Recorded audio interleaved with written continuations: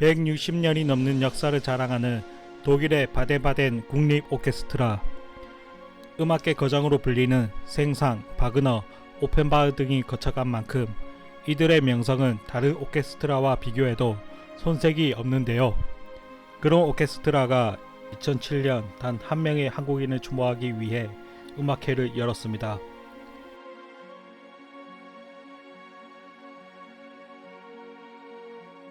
오늘 소개해드릴 명사는 유럽에서 세계 10대 예술가로 역사에 기록된 조각가 문신입니다. 1922년 한국인 아버지와 일본인 어머니 사이에서 태어난 문신은 남들과는 다른 가정 환경에서 자랐습니다. 일찍이 그림에 대한 재능이 있었던 문신은 동네 아저씨의 손에 이끌려 놀러간 극장 간판 작업실에서 그림의 매력에 빠지게 되었습니다. 15살에는 친구 서두환의 한마디에 일본행을 결심합니다.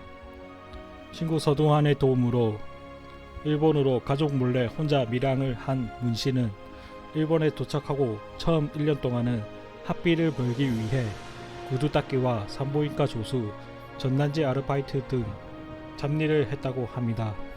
한 가지 일화를 소개하자면 대동아 전쟁 말기 미군기가 동경 하늘에 나타나 폭격을 퍼붓고 있을 때 모든 사람들이 대피소로 몸을 숨기고 있었는데요.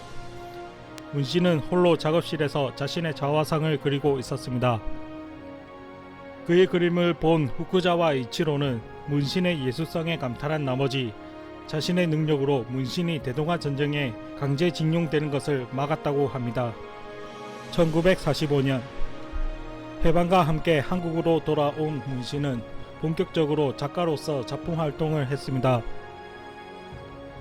문신의 초기 작품과 후기 작품을 비교해보면 그림의 변화가 눈에 띄는데요. 예술에 대한 얕은 안목을 가진 저의 개인적인 시각에서는 초기 작품의 경우 대상을 다양한 색채를 이용한 자신감 있는 필치와 강렬한 색감 때문에 그림에서 강한 인상을 받았습니다.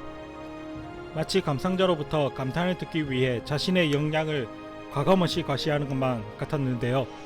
하지만 후기 작품으로 갈수록 다른 감동을 받을 수 있었습니다.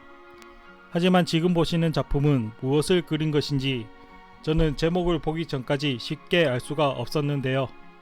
제목을 보고 나서야 눈에 보이는 거북이 등껍질의 형상과 꽃잎의 줄기는 감상자의 고정관념을 깨부수는 놀라움과 감동을 선사합니다.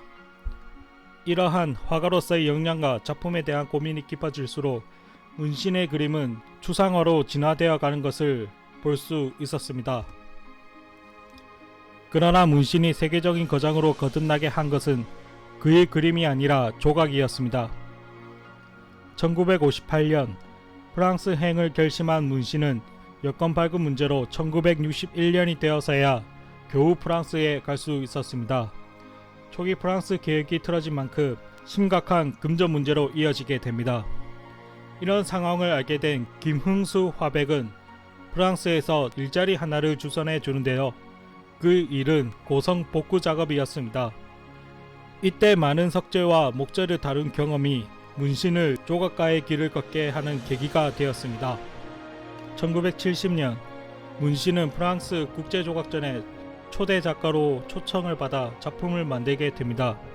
그가 길이 13m, 직경 1m 20cm에 달하는 아프리카산 아비동 통나무를 다듬어 만든 태양의 인간은 단숨에 세계 조각계 관계자들로부터 찬사를 받으며 문신은 데뷔작으로 세계적 조각가 반열에 올라서게 됩니다.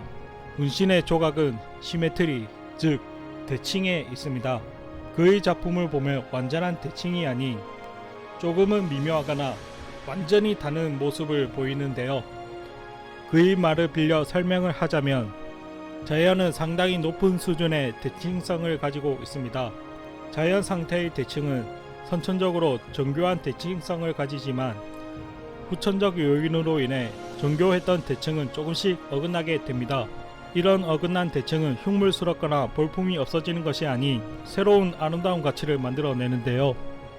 아무리 아름다운 외모를 지닌 사람이라도 좌우 어느 한쪽 얼굴을 완벽하게 대칭으로 놓고 보게 되면 강한 이질감과 어색함이 드러나는 것에 반해 조금씩 다른 좌우 얼굴이 대칭으로 있을 때 비로소 자연스러움과 아름다움을 느낄 수 있는 것처럼 문신의 작품에 나타난 시메트리는 자연이 보여주는 대칭의 놀라움과 아름다움을 담고 있습니다. 다시 본론으로 돌아와 문신은 태양의 인간을 선보인 후 유럽 전역으로부터 각종 살롱전과 개인전 및 국제전의 초대를 받게 됩니다. 때로는 작품이 완성되자마자 현장 판매가 되거나 예약 판매까지 줄을 이어 작품이 모이지 않는 행복한 고민까지 할 정도였다고 하는데요. 특히 프랑스에서의 위상은 가히 압도적이었습니다. 1992년 프랑스는 세계에서 제일 뛰어난 조각가 3명을 선정해 세계 3대 조각 거장전을 기획합니다. 파리 시내 사토 바가텔 정원에선 영국의 헨리 무어가 전시를 하고 라데팡스 광장에서는 미국의 알렉산더 칼드가 작품전을, 쌀생장 미술관에서는 문신의 작품전이 열렸습니다. 당시 1급 미술관이었던 쌀생장은 동양인의 입성을 허락하지 않는 보수적인 공간이었다는 것을 생각해 보면 문신의 위상이 얼마나 위대한지 느낄 수 있는 대목입니다. 하지만 조국인 한국과 고향인 마산에 대한 그리움으로 프랑스의 귀화 요청을 거절하고 1980년 대한민국으로 돌아옵니다.